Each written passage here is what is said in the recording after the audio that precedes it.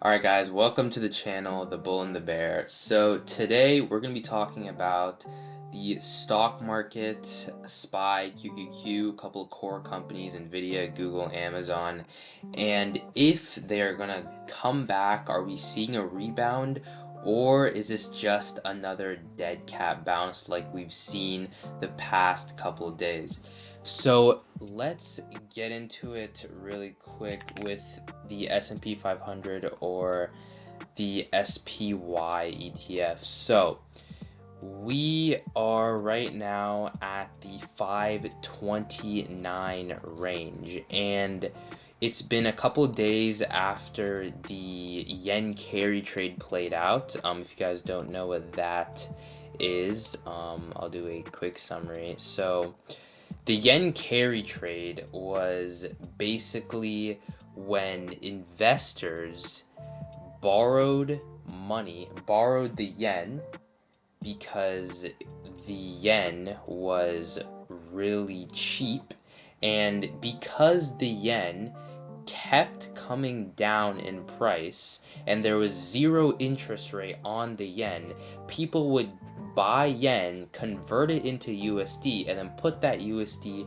in a US commodity that actually grew. And when they went to go repay back their loans, since the yen had zero interest, they could do it and get a large amount of money. Now, obviously, this has changed and Japan has raised interest rates. Now, what that means is that yen has shot up in value at an alarming rate, and people are getting liquidated, margin calls are happening everywhere. This is really a bad time for the market, and the yen carry trade is still playing out in the markets. That is definitely not over yet, but let's get into some analysis here. So, what have we seen? So, from the highs, from let's say from around 554 right here, we came down very sharply, very heavily. Now, after that, for 1, 2, 3 days, we bounced back and we hit not really a bounce, but almost like a bear flag, as you could call it. Now, after that, we broke that trend and started to come down here to the 514 level. Now we hit a higher low and now are coming back up to the 531 highs. So is this a possible reversal? Well, in my opinion, if this holds above 530 and if it holds above these highs, then we could possibly see a trend reversal here. Now, what that would need is that the price of this stock would need to go above, come back down, retest this, and then bounce back even higher. Now, if that happens, then we are probably going, if we bounce and if we break through yesterday's high and then we bounce back to retest it and bounce back from that 531 level, we will shoot up to probably see all-time highs as the trend is then changed. So right now, my opinion would be to watch this level. This level is very key. If we see a bounce down below this, things could get ugly. If we break this 515 level, we could come all the way back down to 507, and if we come back down to 507, we very likely could see a break and this thing could go down even further. But as if right now, that does not look like the case. So let's go to QQQ. QQQ, I'm not going to spend too much time on this one. Same analysis. It came down, we went back up, consolidated, made a higher low, and now we're back retesting this 449 level. Again, we would have to see a break of this, come back down, retest, push back off. That tells me that bulls are in control. Next thing, so let's see Nvidia, why don't we? So, Nvidia. So, what is happening with Nvidia? I heard a lot of people saying that we would come down to 95s and come down to 90s here. So, okay, what's happening? So right now we're still bearish on Nvidia as it is still around this trend line, and it hasn't, I mean, it's broken this one time, but it came back down extremely harshly. So at the moment, I think that we are still in a bearish zone. Yes, we made a higher low here, although I feel that really what we need to see is bulls coming above this level, coming here, coming back down to this 108 level, and pushing higher and forming this type of bullish trend. And if we see that, obviously I think that we would go into an uptrend. But as of right now, I think we're still in a bearish type of sentiment. I think for anything to happen here, we need to break 109, and then we can definitely start to see something there. But as of right now, I think we will test this and be coming lower. Okay, so let's go to Amazon here. Amazon, right now, I think we're still in the middle of a dead cat bounce here. Extremely violent downward price action here to the 150s. We're around 165 again, although we're not violently going back up.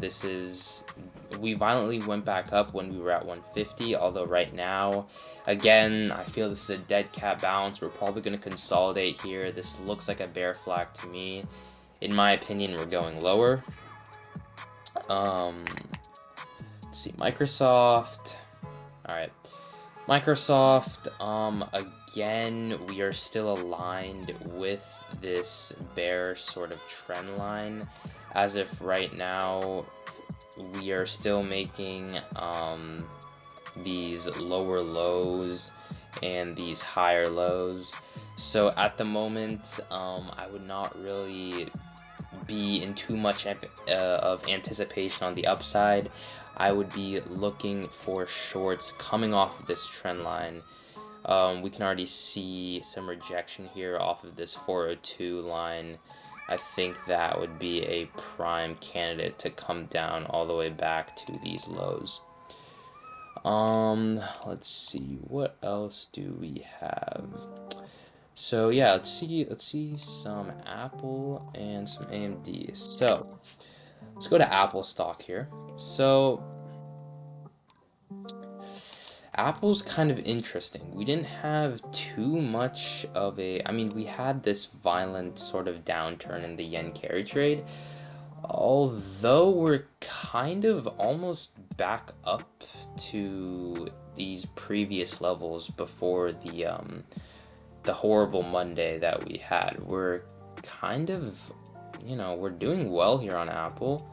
I mean, I think that I wouldn't call this exactly a bullish trend line going up, but more of a wedge pattern coming right here. So in my personal opinion, I think that we could either see a breakout in both directions here. We could be going up, but most likely I think we'd be going down. Yes, we are making higher lows, although just due to the broad market still being so bearish and Apple about to hit that 70 RSI range, I think that we will break this wedge, and when we do break this wedge, I think we can see lows probably at least to around 200, if not 190s. So that is my opinion on that. Let's see AMD really quick. So AMD,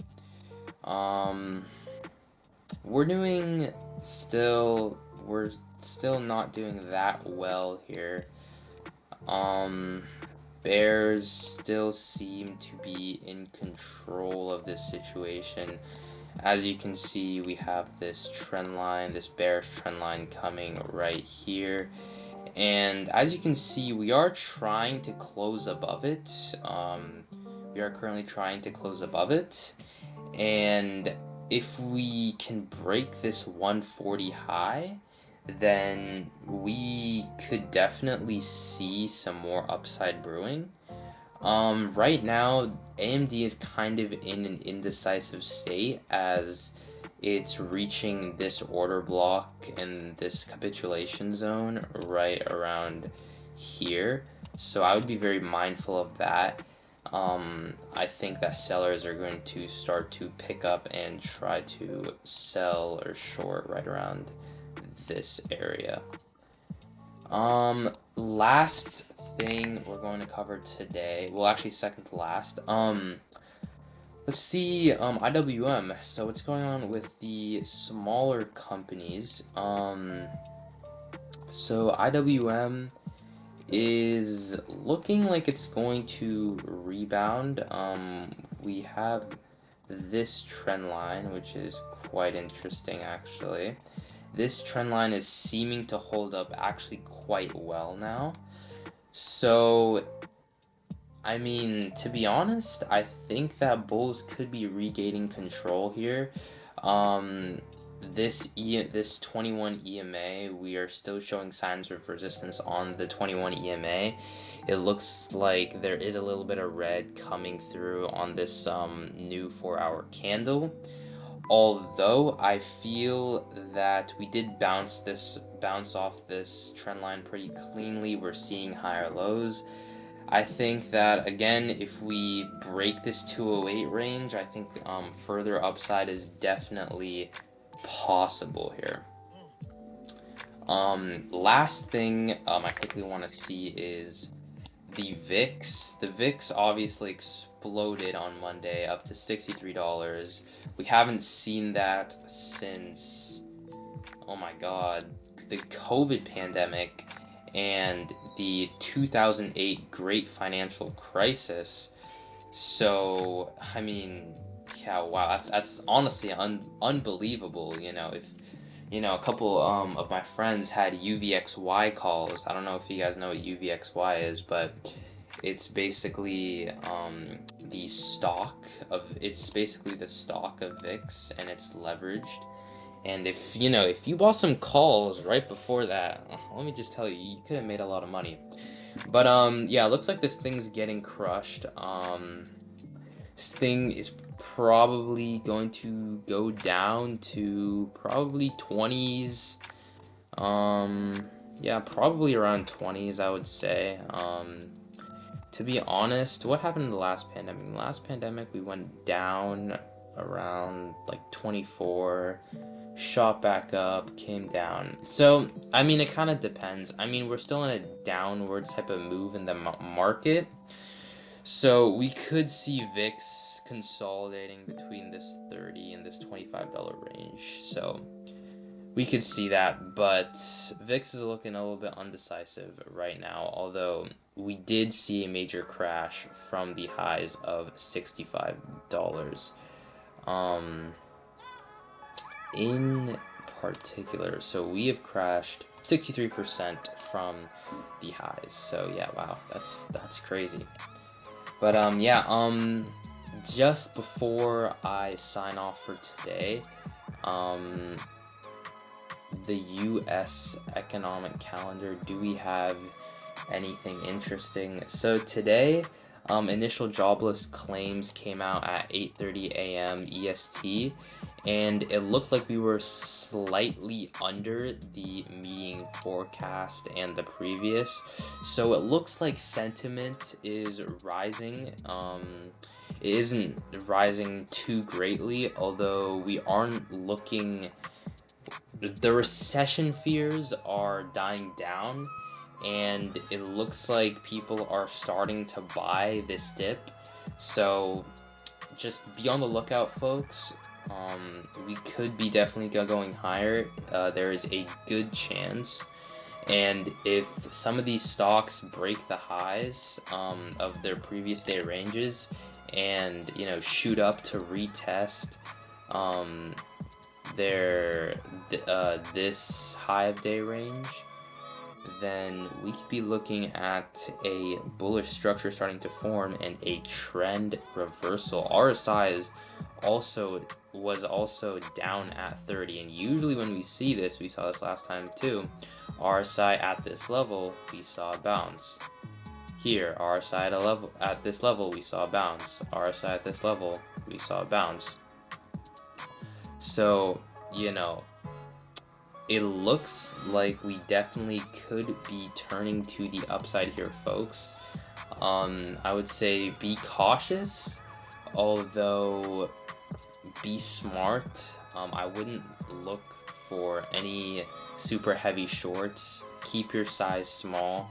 I wouldn't look for super heavy longs either. I would still say keep your size pretty short and contained in this volatile type of environment.